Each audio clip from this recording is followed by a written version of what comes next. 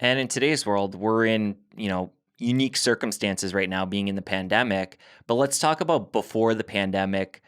Earlier, I mentioned that depression, I think it's the greatest cause of disability right now. How does anxiety rank? Like, how many people are being affected by it pre-pandemic? And then is there any stats like early research now showing with the pandemic how that's impacted anxiety levels? You ready for this? Oh yeah. So pre-pandemic, I think of this as BC, before coronavirus, way back in the days before there was this pandemic, which is even hard to kind of remember. It's amazing. Uh, Anxiety disorders were the most prevalent type of psychiatric disorders out there. So where depression can cause a lot of disability, like you're talking about, anxiety, this class of disorders is the highest in terms of the prevalence. If I remember correctly, I think it's 1 in 3 people roughly will have some type of anxiety disorder in their lifetime. So it's vastly prevalent. Okay, so this was BC.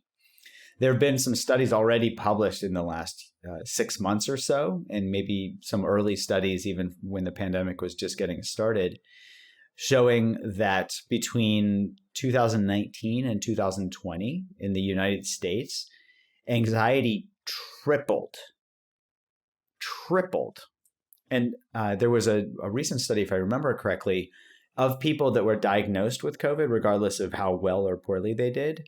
1 in 5 of them would be newly diagnosed with a mental health disorder. And the most prevalent one there, again, was anxiety. So I think we're seeing a large increase in, mental health issues with the pandemic, and anxiety in particular. And it actually makes a lot of sense because our brains really don't like uncertainty.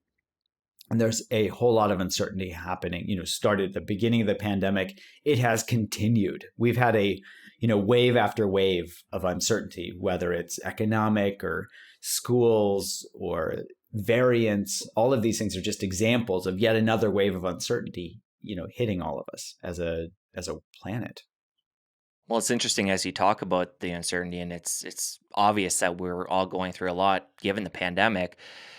But for me, the question that pops in my head as you talk about that is, isn't that a normal response to uncertainty? Like people that are going through times right now where they're financially stressed and maybe their job's on the line, and like those would be times in my mind that anxiety would be normal. So how do we differentiate, having a rational response to a given situation versus it being more of a clinical thing? This is a great question.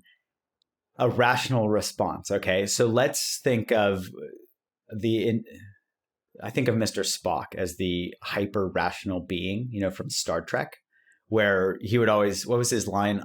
Highly illogical, Captain. And Captain Kirk was kind of the epitome of emotions. He was crazy, passionate. Let's say he was, he's always passionate about stuff, and they would balance each other out. So you can think of our brain having Mr. Spock and Captain Kirk as these elements where we've got this thinking and planning part of the brain. And when there is uncertainty, what our brain does is it says, hey, this is uncertain. You need to go and get some information so that you can make this more certain. Regardless of what the outcome is going to be, you just need to know how it's going to go. And then that makes we get that information. It helps us survive. Okay. So a rational perspective is that we'll just go get that information and we'll do what we need to do. Notice how you don't need to be anxious for any of that to happen. Yet our Mr. Spock parts of our brains aren't actually nearly as strong as the Captain Kirk parts of our brain. Mr. Spock is the youngest part of our brain from an evolutionary perspective. This is the prefrontal cortex. So it goes offline when we are really stressed out and when we're anxious. So that I think what you're saying in terms of, isn't it normal for us to get anxious? Yes. This is what our brains do, is when we couple fear with uncertainty, we get anxiety. And maybe an analogy here would be helpful. So think of our evolutionary ancestors being in the cave. That was a safe place. And we think of it as, in modern day, we talk about the comfort zone. We're in our comfort zone. And when we're in our comfort zone, it's because we can generally predict what's going to happen. If I'm in my house, I can generally predict that there aren't going to be any strangers there. That the heat's generally going to work. Things like that. And so I go home, and it's like my comfort zone, literally. Our ancient ancestors, it was the cave, where they knew they didn't have to have their high alert signals on that there would be saber-toothed tiger, because saber-toothed tigers didn't live in their cave. When they went out to forage for food, they had to turn up their alert signals, their arousal, basically, to be on the lookout for saber-toothed tigers or jackals or whatever it was that ate our ancient ancestors, so that they could map out that territory. What they were moving into was, you can think of it in modern day as our growth zone, where uncertainty is saying, hey, go get information. This is what Mr. Spock would do. He'd say, let's go map the territory and see what's going on.